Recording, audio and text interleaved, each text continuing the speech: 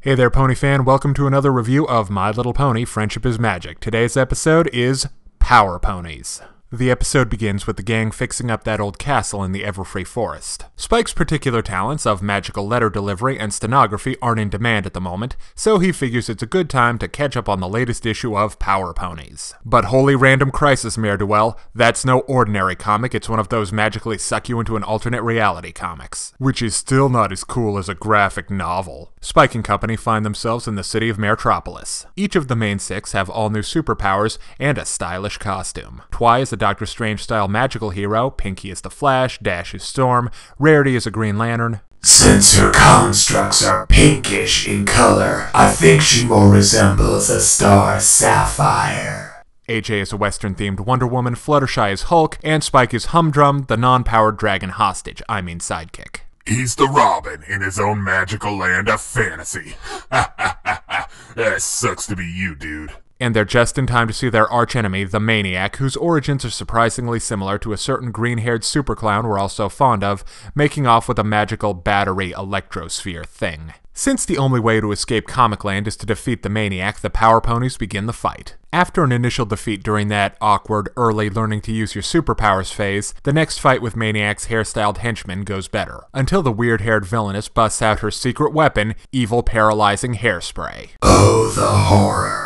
That's when Spike steps it up and rescues 6 damsels in distress at once. This kicks off the final battle with Maniac, to stop her from using her evil hairdryer of doom. Now, she may have a fortress, an army, and a super weapon, but the Power Ponies have a Fluttershy. And so, the day is saved, expelling the gang back into the castle library. And we end with the revelation that Spike got that particular issue from the House of Enchanted Comics. Name's a bit on the nose, don't you think? Okay, this episode was awesome, and not because they combined something I like, magical ponies, with something else that I like, superheroes. It's a Spike episode, and he brings a different energy to the proceedings. He's younger than the main six, and is shown to have fears of not being needed. This episode is a really nice confirmation that yes, he is a valued and respected member of the team.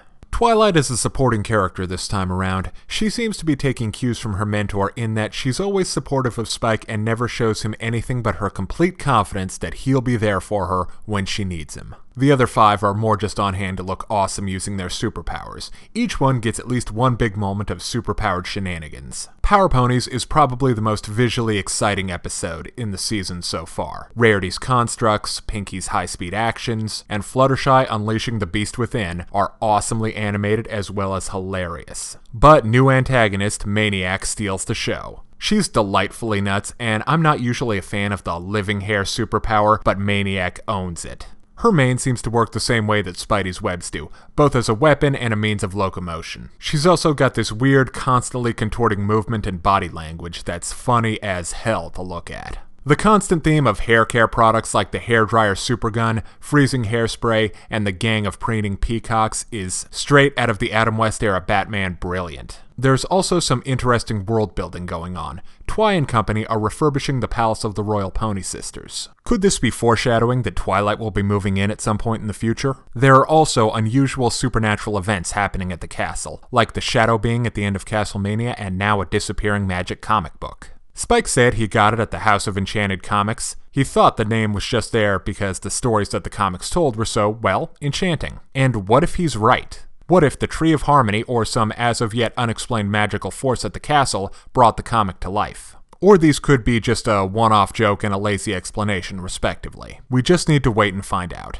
Lastly, I really like the lesson Spike learned at the end. It ties directly back to his long-running fear that his friends don't have any real use for him. After all, what exactly did he see when he looked into King Sombra's doorway to your worst nightmare? Okay, let's break down the good and the bad in My Little Pony: Power Ponies. On the good side, superpowered antics, an exciting new villainess, beautiful animation, and quality character development add up to an all-time great Spike episode. On the other hand, is this basically just a poorly explained excuse for a field trip to City of Heroes? Yeah, but I don't care. I give My Little Pony: Friendship is Magic, Power Ponies a 5 out of 5. Thanks for watching. I'm the Stupid Private. Hey kids, today's show is brought to you by the letter 4 and the number potato! I'm a stupid private.